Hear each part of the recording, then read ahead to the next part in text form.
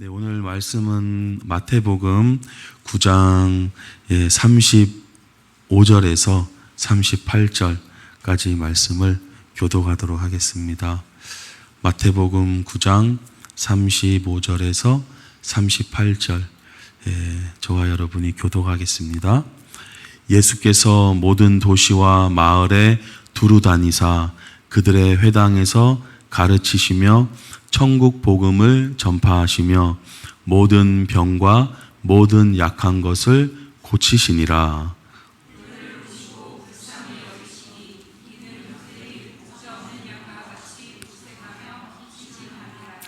이에 제자들에게 이르시되 추수할 것은 많되 일꾼이 적으니 그러므로 추수하는 주인에게 청하여 추수할 일꾼들을 보내주소서 하라 하시니라. 아멘. 네, 우리 인생을 이제 살아가면서 가장 크게 신경을 써야 될 게 뭐냐면 예수님 닮아가는 겁니다. 그래서 우리를 부르신 이유가 예수님 닮도록 우리를 불러주셨거든요. 예수님을 닮는다라는 것은 크게 이제 두 가지가 있습니다. 하나는 예수님의 성품을 이제 담는 거고요. 그게 이제 성령의 열매로도 표현되어지는 이제 부분이고, 두 번째는 예수님이 하신 일을 해야 됩니다. 이게 이제 두 번째예요. 우리가 왜 자녀 교육할 때도 야 이놈아 인간이 먼저 되라 뭐 이런 얘기도 하고, 그리고 뭐 착하고 정말 어디 내놔도 참 귀한 법 없이도 살 애인데 아무런 능력이 없고 뭐 앞가림도 못하고 이러면 이제 애가 타잖아요. 그런 것처럼 예수님을 우리가 닮아가는 데 있어서 크게 이제 두 가지가 우리 가운데 이제 겸비가 돼야 되는데, 첫 번째는 예수님의 성품을 닮아가는 거, 그리고 두 번째는 예수님이 하신 일을 이제 행하는 거. 그거가 이제 두 가지. 이제 예수님이 하신 일은 권능과 은사와 달란트로 하는 거예요. 그러니까 성령의 열매를 내 안에 이제 내면으로 맺고, 그리고 성령의 은사와 권능을 육체와 외적으로도 능력 있게 이렇게 맺어서 이렇게 나아가면 예수님이 하신 일들을 우리가 똑같이 하게 되는 거다. 그러니까 우리는 세상의 기준으로 보면 뭐 어떤 직업을 갖느냐, 뭐 어디에 사느냐, 뭐 이런 게 이제 중요한 그런 제목이고 눈길이긴 하지만, 예수님의 눈으로 볼 때는 저 사람의 직업이 뭐냐가 중요한 게 아니라 어느 직업을 갖든지 간에 그 직업을 통해서 예수님을 닮아가고 예수님이 하신 일을 행하는 게 중요한 거지, 세상이 갖고 있는 그런 이제 눈길은 중요한 게 그렇게 아니다. 이제 이런 거를 이제 생각해야 됩니다. 그 이제 오늘 우리가 읽은 이 35절 말씀을 한 번만 다시 읽어 보시겠습니다. 시작. 예수께서 모든 도시와 마을에 천국 복음을 전파하시며 모든 병과 모든 약한 것을 고치시니라. 아멘. 자, 예수님께서 이제 두루 다니시면서 세 가지의 일을 하셨어요. 오늘은 성품에 대한 얘기가 아니라 세 가지의 일입니다.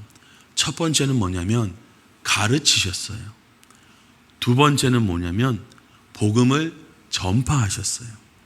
세 번째는 뭐냐면 모든 병과 약한 것을 고치셨습니다.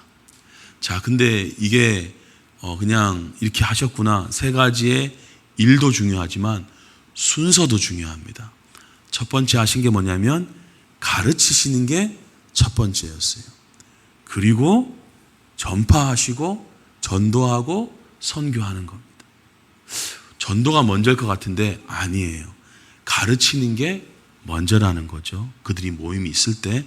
그리고 세 번째가 치유의 일들을 하신 겁니다.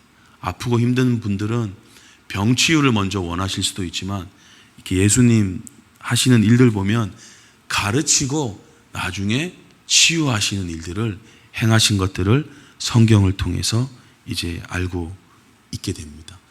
그 교회라는 말 한자 이 말 뜻이 뭐냐면 교자가 가르칠 교자예요. 그리고 회자가 모일 회자. 그러니까 이제 교회가 한자의 뜻으로 뭐냐? 그러면 가르침이 있는 모임이 교회인 거예요. 가르침이 있는 교회가 모임이 교회다. 그러니까 첫 번째 중요한 건 뭐냐면 가르치는 사역이 우리 가운데 있어야 된다. 자, 가르치는 사람이 있다면 어떤 사람도 있을까요? 배우는 사람도 있겠죠. 그래서 제가 자주 말씀드리는 게 우리가 그냥 계셔서는 안 됩니다. 가르치든지 배우든지 그렇게 하셔야 돼요. 이게 한 끗 차이입니다. 가만히 계셔서는 안 돼요. 중간이 되시면 안 되고 가르치시든지 배우시든지 둘 중에 하나에 이제 들어가 있으셔야 돼요. 그 첫째 아이가 요즘 이제 아르바이트라는 걸 얘기를 들어보니까 불과 얼마 전까지 학생이고 그냥 그랬는데 이제 학원 딱 들어가니까 바로 선생님이 되더라면서 가르치는 일을 이제 한다고 이렇게 얘기를 하던데 그런 것처럼 배우든지 가르치든지 해야 됩니다. 마태복음 5장에 보면 우리가 계속 배웠잖아요. 예수님께서 산에 올라가서 앉으셔서 제자들이 딱 있으니까 어떻게 하셨어요? 가르치신 거예요. 계속. 그래서 예수님께서 우리가 마태복음 5장, 6장, 7장 계속 예수님의 가르침을 우리가 귀 기울여서 듣게 되었습니다. 자, 예수님은 이렇게 계속 가르치셨는데 그럼 이제 우리도 예수님이 행하신 것처럼 우리도 가르쳐야 되는데 자, 우리는 누구를 이제 가르쳐야 되냐? 이제 구약에는 이미 누구를 가르치라고 얘기가 돼 있어요. 자, 제가 다시 말씀드리지만 구약은 가정에 대한 이야기가 많이 나옵니다. 그리고 두 번째 신약은 교회에 대해서 얘기가 많이 나오는 거예요. 자, 신명기 6장 구약의 말씀인데 뭐라고 돼 있냐면 오늘 내가 너에게 명하는 이 말씀을 너는 마음에 잘 새기고. 여러분, 우리가 말씀을 어디에 새겨야 됩니까? 머리가 아니라 마음에 새기는 거예요. 만약에 내 마음에 말씀이 있다면 나도 다른 사람들에게 이 말씀을 이야기할 때 머리에서 나가겠습니까? 마음에서 흘러나가겠습니까? 마음에서 흘러나가게 되는 거죠. 이제 똑똑한 분들은 이제 머리에 이제 잘 새기면 머리에서 이렇게 말씀을 전할 수 있는데 그거보다 본질은 뭐냐면 내 마음에 좋은 마음 밭이 돼서 30배, 60배, 100배의 결실을 맺을 수 있도록 마음에 잘 새겨서 상대방의 마음에 전달해야 된다. 이렇게 얘기를 해주는데 자, 이걸 누구에게 가르치느냐? 너의 자녀에게 부지런히 가르쳐라. 그래서 만약 이제 우리가 결혼을 한다. 결혼을 할 때 이제 자녀에 대한 생각을 하게 되는데 이뻐, 귀여워, 예쁘게. 자, 그리고 이런 저런 목적이 있을 수 있지만 가장 첫 번째 중에 하나가 뭐냐면 말씀을 부지런히 가르쳐야 될 의무가 주어지는 거예요. 부모가 됐다라는 거는. 자녀에게 말씀을 어떻게 가르쳐요? 부지런히 가르쳐야 돼요. 부지런한 게 뭡니까? 꾸준하고 열심히 하는 게 국어학적인 부지런하다의 뜻입니다. 그러니까 자녀에게 꾸준하고 열심으로 가르쳐라. 뭐를요? 말씀을. 중간에 포기하지 마시고 부딪힐 때도 있고 아이들이 막 싫어할 때도 있고 그렇지만 포기하지 마시고 부지런함을 생각하시면서 자녀에게 또 우리 가정과 가문에게 계속 가르쳐야 됩니다. 왜 가르쳐야 됩니까? 잠언 22장의 말씀에 보니까 마땅히 행할 길, 이게 성경에서 말하는 말씀의 길이잖아요. 아이에게 가르치면 늙어도 그것을 떠나지 아니하리라. 여러분, 이 믿음을 가지고 자녀들에게 말씀을 잘 가르치시기를 예수님의 이름으로 축복합니다.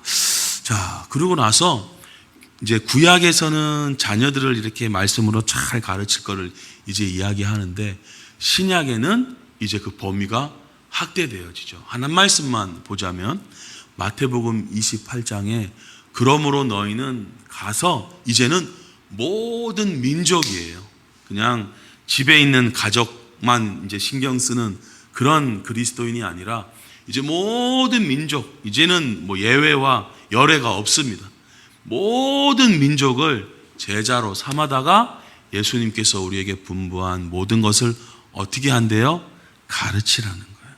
잘 가르쳐서 지키게 하라. 이것이 이제 예수님이 하신 일들입니다. 그래서 교회는 교육이 있어야 돼요. 교육이 있고, 가르친다는 게 뭐냐면 교육하고 설명하고 좀 더 이렇게 해석하는 부분도 있고, 잘 풀어주고 깨닫게 하고, 계속 반복적인 거. 가르침의 한 가지 중에 뭐냐면요, 반복이 있어야 돼요. 그 사실은 저도 이제 설교를 이제 하는 사람이긴 한데, 같은 거를 가르칠 때가 제가 재미가 없을 때가 있는데, 그러면 이제 안 돼요. 했던 얘기 또 하고 했던 얘기 또 할 때, 이게 몇십 번, 몇백 번이 될 때 마음 가운데 착 자리 잡게 되더라. 그래서 여러분, 가르칠 때 똑같은 거 반복하더라도요, 계속 가르쳐야 됩니다. 그렇게 꾸준하게 가르칠 때 역사가 일어난단 말이에요. 그래서 말씀을 잘 가르치자, 이렇게 생각을 해야 됩니다. 왜 말씀을 이제 가르쳐야 되느냐? 말씀이 우리의 살아갈 길이거든요. 마태복음 4장, 사람이 떡으로만 살 것이 아니다. 이 떡은 안 가르쳐줘도 초등학생만 돼도 다 알더라고요. 초등학생만 돼도 떡 싸 먹으려면 뭐가 필요해요? 돈 필요한 거 다 알아요. 그래서 돈을 모으더라고요. 그리고 뭐 이 떡이 좋고 필요 없어요. 애들이 벌써 이 떡이 맛있는지 저 떡이 맛있는지 다 알아요. 그래서 이거 사 먹고 저거 사 먹고, 알아서 돈 필요하면 나중에 내가 어떻게 어떤 직업을 가서 돈 많이 벌어야 되고 막 이런 거 생각하는 친구들이 참 많더라고요. 자, 그것도 이제 필요하겠죠. 근데 사람이 떡으로만 살 것이 아니다. 뭐로 사느냐? 하나님의 입으로부터 나오는 모든 말씀으로 살 것이다. 이러는 거예요. 그럼 아까 우리가 자녀에게 잘 가르치라 그랬잖아요. 그럼 부모님의 입에서부터 나오는 말씀이 뭐가 돼야 됩니까? 하나님의 입이 돼야 되는 거예요. 저도 지금 이제 말씀을 이제 나누고 있는데 제 입이 뭐가 돼야 되는 거예요? 하나님의 입이 돼야 되는 거예요. 근데 이 입에서 찬송과 저주가 같이 나오면 안 된단 말이에요. 막 욕하는 것과 비난과 축복이 같이 나오면 안 된단 말이에요. 야고보 사도께서 그렇게 얘기했잖아요. 그러니까 우리가 그 말씀을 이제 깨닫고, 이제 우리 입은 가능하면요, 비난하고 저주하고 예라이 욕을 하고, 이 입은 좀 닫고 어떻게 해요? 축복하고 사랑하고 자꾸 이런 말들을 하는 하나님의 입이 되기를 예수님의 이름으로 축복합니다. 왜냐하면 자녀들이 뭘 먹고 사냐면요, 부모님의 말을 먹고 살아요. 자, 그걸 알아야 돼. 야, 이놈의 자식아, 내가 정말 먹을 거 못 먹고 내가 새벽부터 말이야, 내가 나 혼자만 잘 먹고 살려고 그런 줄 알아? 아이고, 그거는 예수님 안 믿는 사람들도 자녀들에게 좋은 떡 사주려고 엄청 열심히 일합니다. 우리 예수 믿는 사람은 그런 생각만 해서는 안 되겠어요. 사람이 떡으로만 살 것이 아니요, 하나님의 입으로부터 나오는 모든 말씀으로 산다. 그러니까 말씀이 사는 거예요. 말씀이 사는 거거든요. 근데 뭐로 나와요? 하나님의 입으로부터 나와야 된다. 그러니까 부모님의 입이 하나님의 입이 되고, 목사님의 입이 하나님의 입이 돼서 다른 사람들에게 하나님의 말씀처럼 잘 들려져야 된다. 그래서 우리 자녀들이 뭘 먹고 사느냐, 뭐 좋은 음식, 밑반찬, 요것 좀 먹어, 요것 좀 먹어, 그거로만 사는 게 아니라 하나님의 입으로부터 나오는 모든 말씀으로 산다. 말씀으로 산다. 그러니까 부모님의 입으로부터 나오는 말로 산다. 애들이 말을 먹어요. 부모님의 말을 먹는다 이거예요. 그래서 여러분, 얼마나 우리의 입이 중요한지 몰라요. 얘라이 너 이따구로 하는 거 봤을 때 하면 안 된다. 제가 이번 주에 신문 하나를 보니까 이제 이번에 수능 본 아이가 지방에서 본 아이인데 서울까지 올라와 가지고 그 다리에서 떨어지려고 자살하려고 하는데 지나가는 시민이 보고 급하게 붙잡아 가지고 왜 이러느냐 하니까 시험을 망쳤다라는 거예요. 근데 학원을 엄청 열심히 다녔나 봐요. 그 시험을 망쳤으니까 부모님이 뭐라 그러셨냐면 너한테 쏟은 돈이 얼마고 뭐 하여튼 막 그 얘기를 하니까 애가 너무 부모님께 죄송하기도 하고 자기는 안 되겠다 해가지고 그냥 시외버스를 타가지고 서울에 올라와서 그렇게 자기의 삶을 마감하려고 했더라. 그 아이에게 어떤 말이 들어갔어요? 그런 부모님의 속마음은 그게 아니죠. 어떻게 부모님의 속마음이 그러겠어요? 근데 이제 그런 이야기가 너무 부모님도 안타까우다 보니까 그런 이제 말이 나갔겠죠. 근데 우리가 한 번 더 자녀에게 이야기할 때 내 입이 하나님의 입이 되어야겠구나. 이렇게 해서 여하튼 여러분 이렇게 설교 들으실 때 예배 들으실 때 하여튼 성령 충만 받으셔서 가능하면 내 입이 감사하고 가능하면 내 입이 자꾸 기뻐하고 가능하면 내 입이 자꾸 찬양하고 가능하면 내 입이 자꾸 축복하는 그런 하나님의 입이 되시기를 예수님의 이름으로 축복드립니다. 그래서 여러분 자녀들을 양육할 때요 그냥 내 감정, 내 기분, 내 생각, 내 철학, 내 신념 이거로 얘기하시면 안 돼요. 가능하면 말씀을 가지고 이야기를 하는 게 제일 좋습니다. 디모데후서 3장 16절에 보니까 모든 성경이 하나님의 감동으로 된 것이에요. 여러분 뭐 노벨 문학상이든 뭐 어느 철학자든 사람 혹은 어떤 경우에는 어둠의 영의 감동으로 된 책들이 많이 있단 말이에요. 성경만이 확실하게 하나님의 감동으로 된 것이기 때문에 정말 이 책이야말로 정말로 소중한 보배의 책인데 이것이야말로 뭘 할 때 쓸 수 있느냐? 교훈할 때. 이 책이야말로 책망할 때.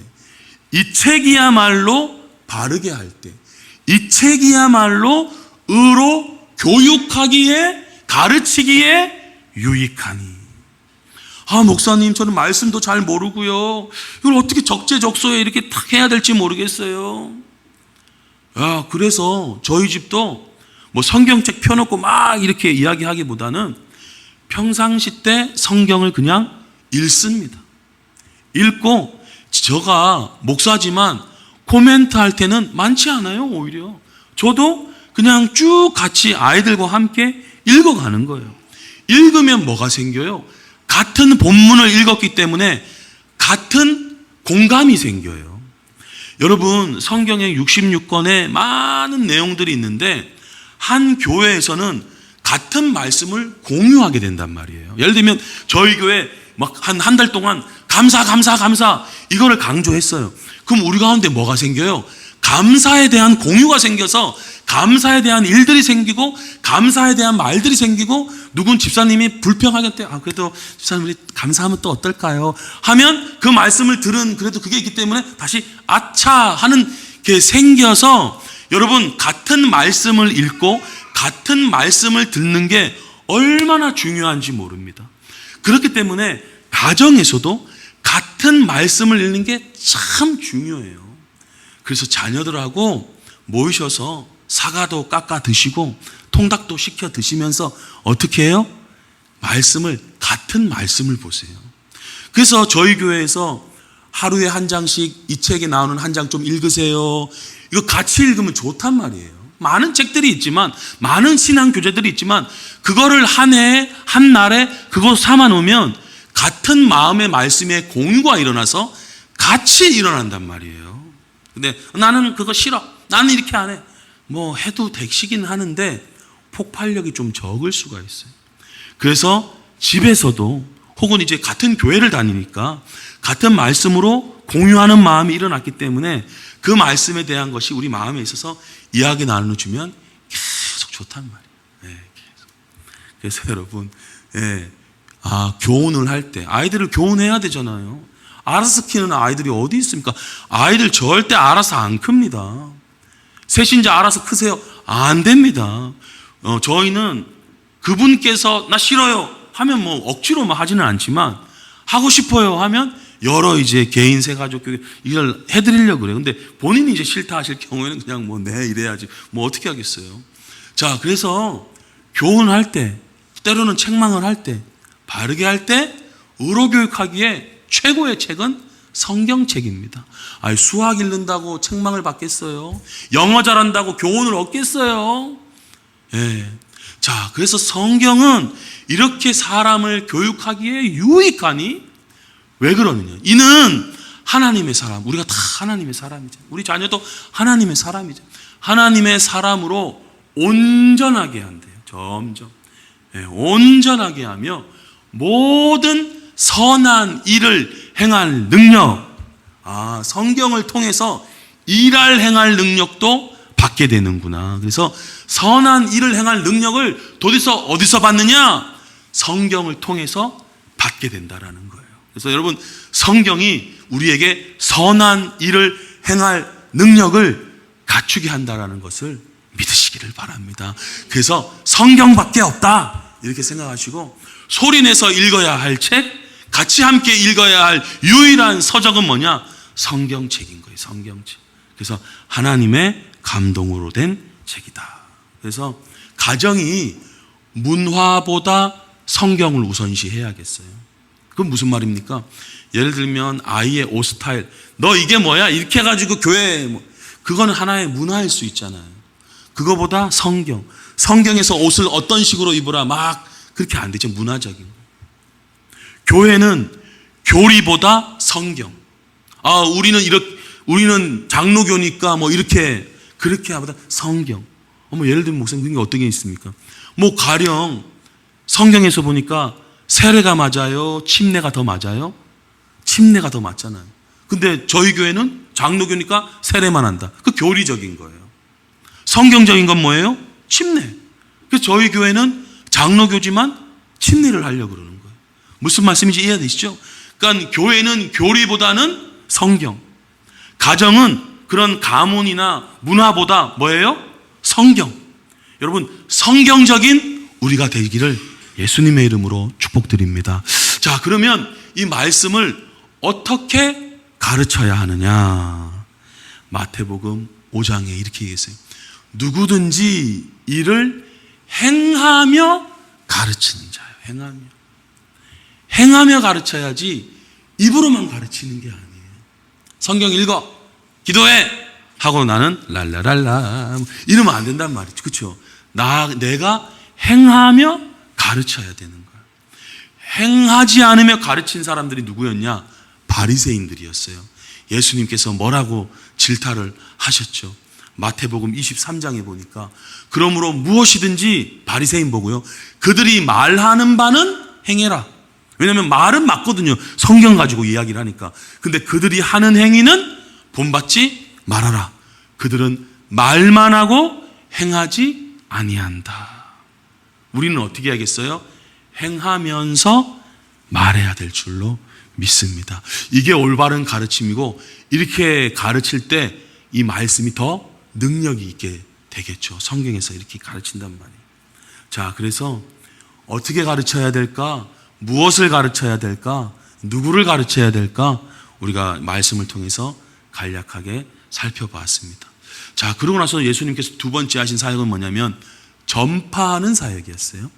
자, 사도행전 16장에 보면 주 예수를 믿으라, 그리하면 너와 내 집이 구원을 받으리라. 그러니까 이거는 큰 설명이 없어요. 그냥 예수 믿으세요. 되게 짧지만 선언하시는 것이고 공표하는 것이고 널리 전파하는 거예요. 이게 이제 전파하는 거예요. 예수님 믿으세요. 그러면 구원을 얻게 됩니다. 이렇게 딱 단언하는 거예요. 이게 이제 전파하는 겁니다. 고린도전서 15장에 보면 복음에 대해서 짤막하게 나와 있는데요. 형제들아 내가 너희에게 전한 복음을 너희에게 다시 알게 하노니 이는 성경대로, 성경에서 하신 얘기요, 그리스도께서 우리 죄를 위해 죽으셨습니다.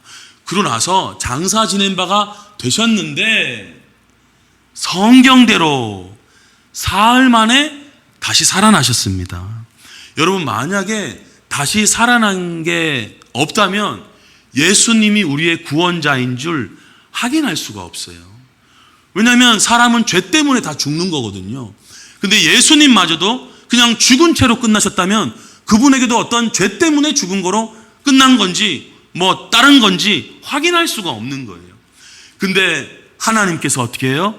예수님을 다시 살리셨단 말이에요. 그 이유는 뭐냐? 예수님은 의인이시고 바로 의인이라 칭함 받을 우리의 첫 본보기 열매로 삼으셨다라는 것을 믿으시기를 바랍니다. 그래서 부활도 반드시 얘기돼야 되는 거예요.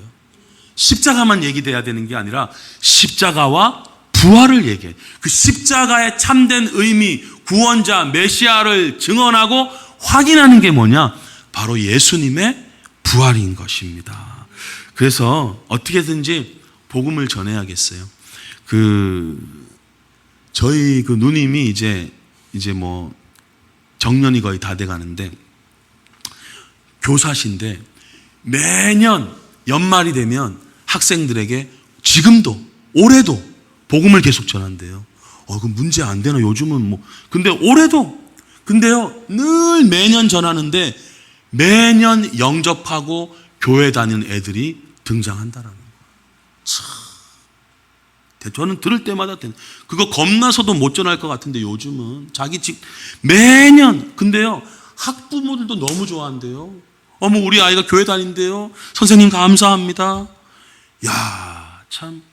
그러니까 여러분, 우리 직업이 단순히 돈 버는 거로 쓰이는 게 아니라 전파하고 복음 전하는 거에 어떻게 해서든지 기회를 잡아서 그렇게 기회를 잘 삼아서 복음 전하시는 우리 예수님이 행하셨던 것처럼 복음 전파하는 우리가 돼야 될 줄로 믿습니다. 그러면 열매를 조금씩 맺어.